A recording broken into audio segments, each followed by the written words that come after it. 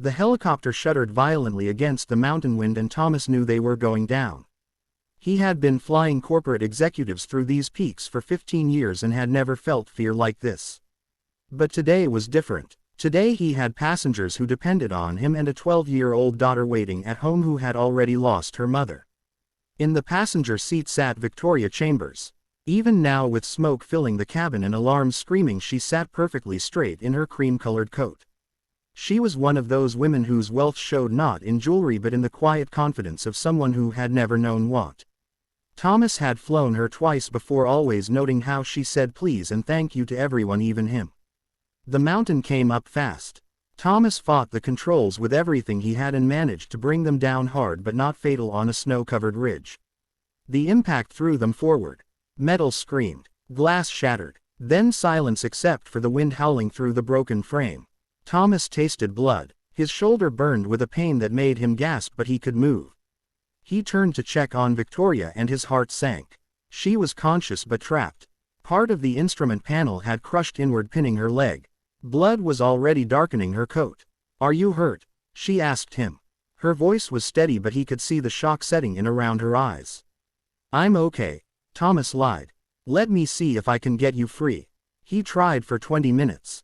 The metal wouldn't budge. His shoulder screamed with every attempt. The wind was picking up and he could see more weather moving in. These mountains could kill you in an hour once the real cold set in. Victoria watched him struggle. Finally she spoke quietly. "Thomas, stop. I can get you out," he said, though they both knew it wasn't true. "Thomas, listen to me. You have a daughter." He froze. He had mentioned Emma only once months ago when Victoria had asked about the picture on his phone. A casual conversation he barely remembered, but she had remembered. "You need to go get help," Victoria said. "I saw lights in the valley when we were coming down. A town or maybe a ranger station. You could make it in an hour, maybe less." "I'm not leaving you," Thomas said automatically. "Yes you are." She reached out and took his hand. Hers was cold already. "Because Emma needs her father. And if you stay here we both die. If you go there's a chance you bring help back in time." "I can't," Thomas said and his voice broke. "I can't just leave you here." Victoria smiled. It was a sad smile but genuine. "Do you know what I was doing on this mountain, Thomas? I was running away. From responsibilities I didn't want. From people who needed me. I've spent 62 years taking the easy path whenever it appeared. Letting other people make the hard choices. Please don't take this from me.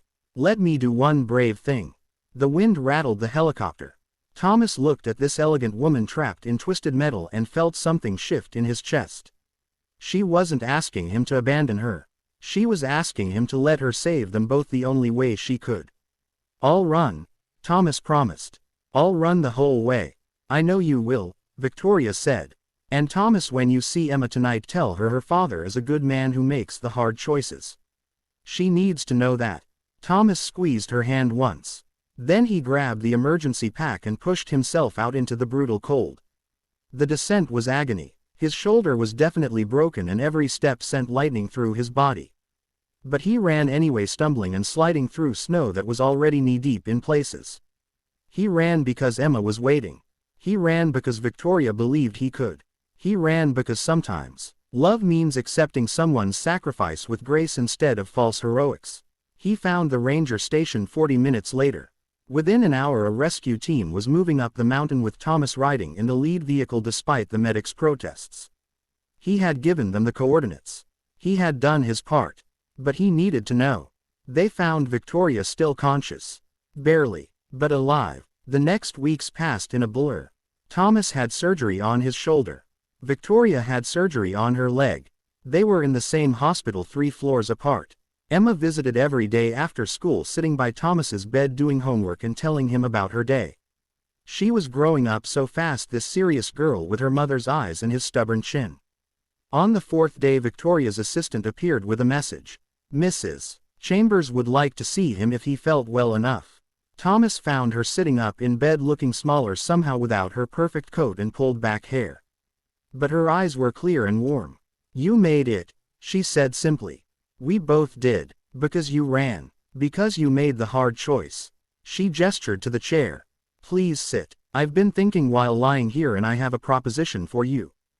Thomas sat carefully. His shoulder was healing but still tender. I own a small airline, Victoria said.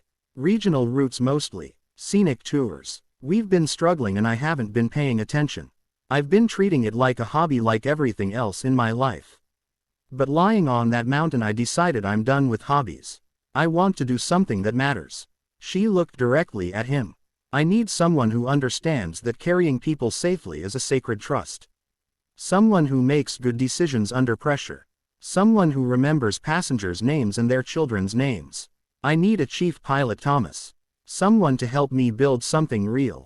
Thomas stared. You want to offer me a job? I'm offering you a partnership. 20% stake. Good salary. Health insurance that covers everything for you and Emma.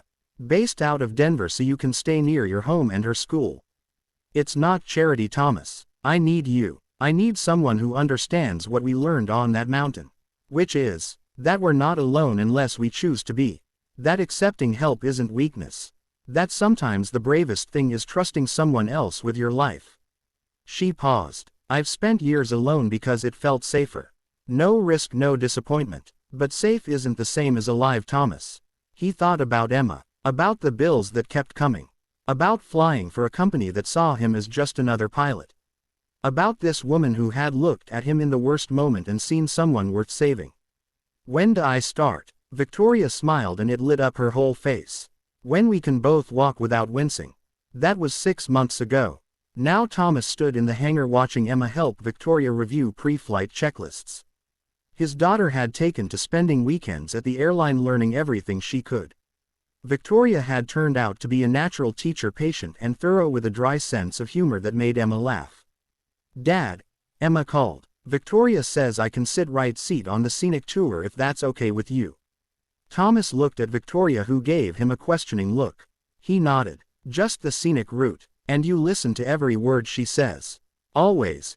Emma promised seriously. As they walked toward the helicopter, Victoria fell into step beside Thomas.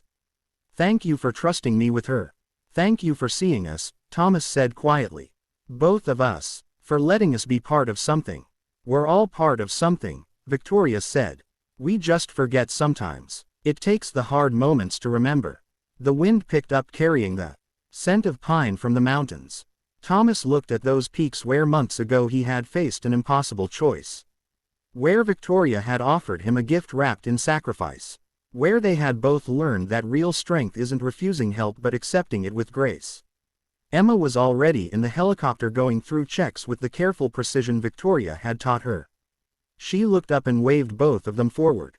The sun caught her hair, turning it gold. She looked so much like her mother, but with something new too. Confidence. Joy. The knowledge that she was valued and seen. Thomas climbed in, thinking about how one moment could change everything. How kindness could ripple outward in ways you never expected. How sometimes the greatest gift was trusting someone else to save you. The helicopter lifted smoothly into the clear autumn air. Below, the valley spread out in shades of red and gold.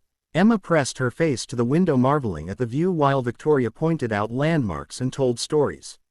And Thomas flew steady and sure, carrying his precious cargo through the mountains where everything had changed. Where he had learned that love sometimes means running through snow with a broken shoulder. And sometimes means sitting trapped in metal, giving someone permission to save themselves by saving you. The mountains passed beneath them, ancient and indifferent and beautiful. And in the helicopter, 3 people who had found each other in the hardest moment flew together into the gentle afternoon, grateful and alive and no longer alone.